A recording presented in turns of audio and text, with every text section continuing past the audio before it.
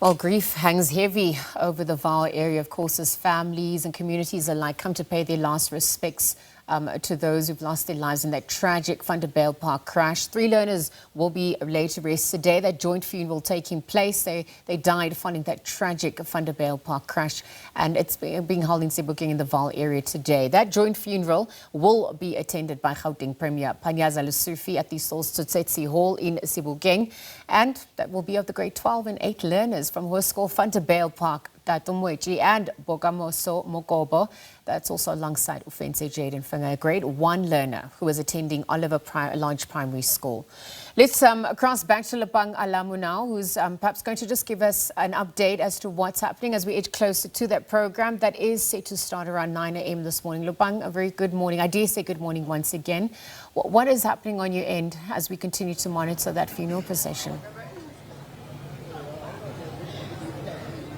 Liesl, since the last time we spoke, we've seen quite a number of people enter the venue. In fact, we've seen a lot of community members as well as those learners from Hoerskool Vanderbijlpark.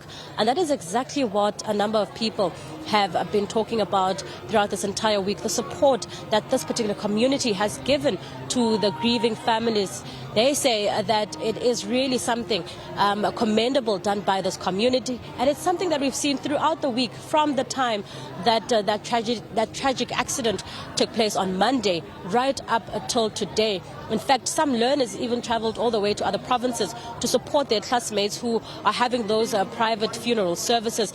In fact, speaking about the people who will be in attendance today, Gauteng Premier Panyaza Lesufi, who's also been talking to the media quite a lot this past week to answer questions related to scholar transport safety. Now, we're joined by Mhlanga from Gauteng government. Elijah, that conversation of scholar transport safety has been going on, and it will be going on after these particular funerals. Talk to us about some of the support that you've given the family and what more support you'll be giving to them in their healing process. Yeah.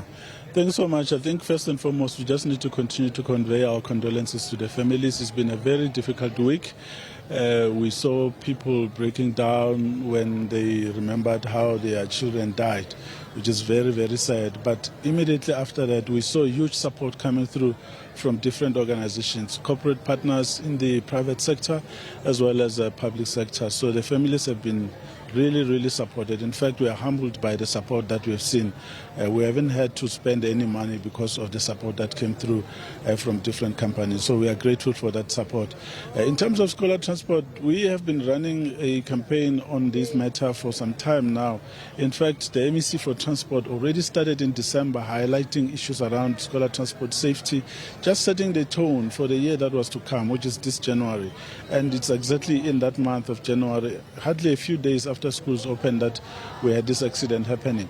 But everyone is aware that we have done, in terms of awareness, what we could do. At the end of the day, is the behavior of the driver, which is the problem. So we really need to talk to people and focus on mindset change, because that is what will make the difference.